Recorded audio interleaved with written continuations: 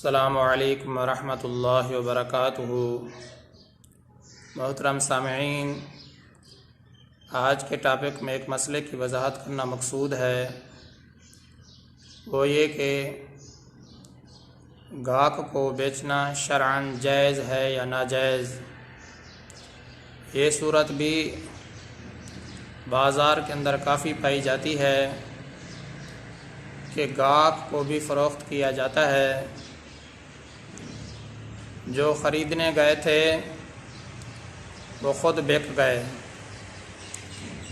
याद रखना चाहिए, गाहक को फ़रोख्त करना शरअन नाजायज़ है, हराम है, उसकी आमदनी भी नाजायज़ है। वो किस तरीके से?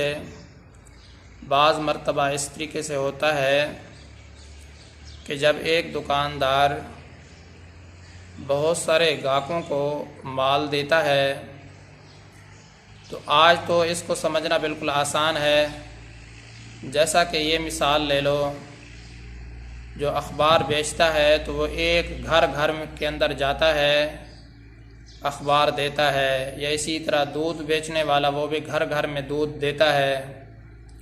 जब ये लोग अपना कारोबार ख़त्म करते हैं, अखबार वाला हो या दूध बेचने वाला हो, जब इनकी जगह नया आदमी आता है तो फिर ये लोग अपने गाहक फ़रोख्त कर देते हैं।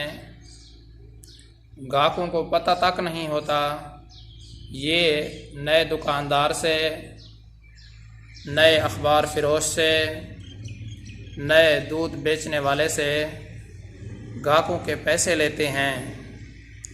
तो आया ये बै जायज़ है या नहीं? तो याद रखना चाहिए, गाहक को बेचना ये कोई माल नहीं कि जिसकी तिजारत की जाए।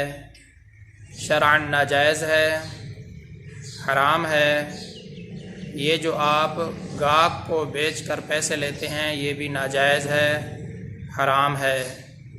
मोहतरम सामईन, आपने देख लिया होगा कि दुनिया की मोहब्बत हमें कहाँ तक पहुँचा देती है, कहाँ तक ले जाती है। अब गाहक को भी फ़रोख्त किया जा रहा है। मोहतरम सामईन, उम्मीद करता हूँ कि आपको ये मसला समझ में आ गया होगा कि जब एक दुकानदार अपना अड्डा छोड़ता है, दूसरी जगह अपना कारोबार शुरू करता है या अपना कारोबार ख़त्म करता है, तो उसके पास जो बहुत सारे पक्के पक्के गाहक होते हैं वो नए दुकानदार को फ़रोख्त करके पैसा लेता है। ये गाहक फ़रोख्त करना शरअन नाजायज़ है और पैसा लेना भी नाजायज़ है। मैं उम्मीद करता हूँ अल्लाह तबारक व तआला की ज़ात से कि आपको मसला सही तरीके से समझ में आ गया होगा।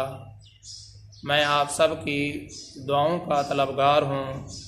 मोहम्मद सनाउल्लाह फ़ारूक।